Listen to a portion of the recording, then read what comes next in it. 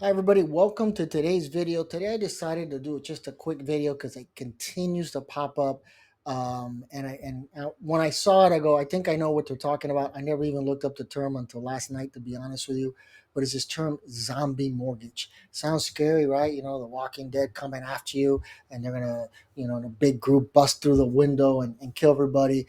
But I don't like the name because it sounds deceiving in my point of view, and it makes it sound like something's come out of nowhere for no reason at all, and now this is unfair to you and everything else. So I just wanted to elaborate on what they're talking about, because I see it's just a common term thrown in all these financial blogs and everything else. But a zombie mortgage is just simple, a mortgage that, I guess what they're saying is, has been asleep all this time and just woke up. But what they're really talking about is during the financial crisis of 2000, and I just finished talking about that 5 seconds ago in my classes. But during that financial crisis, a lot of people took out second mortgages on their properties. And so the problem with the second mortgages is they couldn't afford to pay it anymore. Maybe they stopped paying it.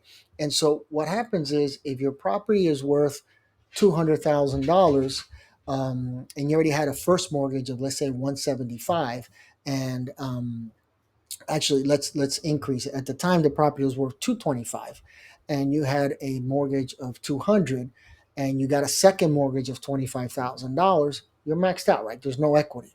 But now, and little by little, you pay and your equity builds up. But now all of a sudden, the market crashes and your house is worth half of what it was. Some places worse. Naples, Florida was like 70%, 70, sometimes 80%. Certain areas of California was the same. Miami, where I'm from, was about 50%.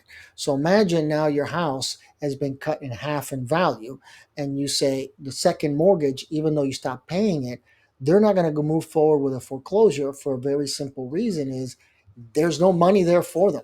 The first mortgage isn't going to get paid, and definitely not the second mortgage. The problem is, if the creditor who has a second mortgage starts the lawsuit, there's not enough money there. They have to pay off the first mortgage. So there's no business sense in moving forward.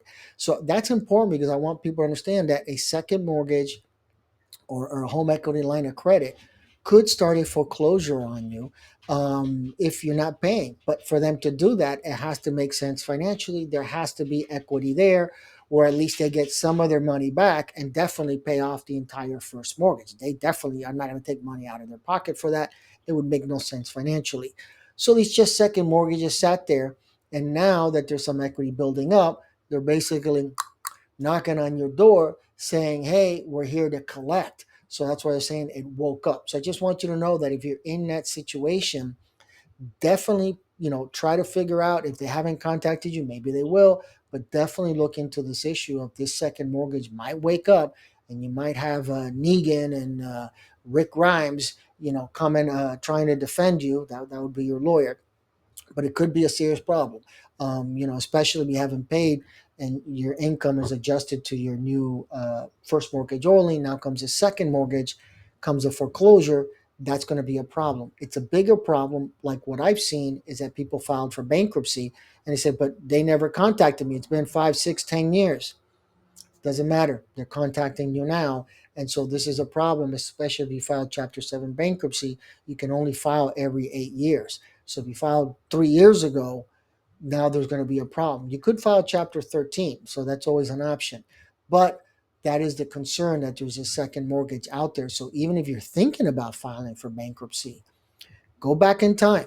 Did you have two mortgages dating that far back? If so, sit down with your lawyer, go over it, and get a plan of attack so you can figure out how you're going to handle this second mortgage. All right. Any questions, as always, feel free to post them in the comment section below, and I'll see you guys at the next video. Take care, everybody.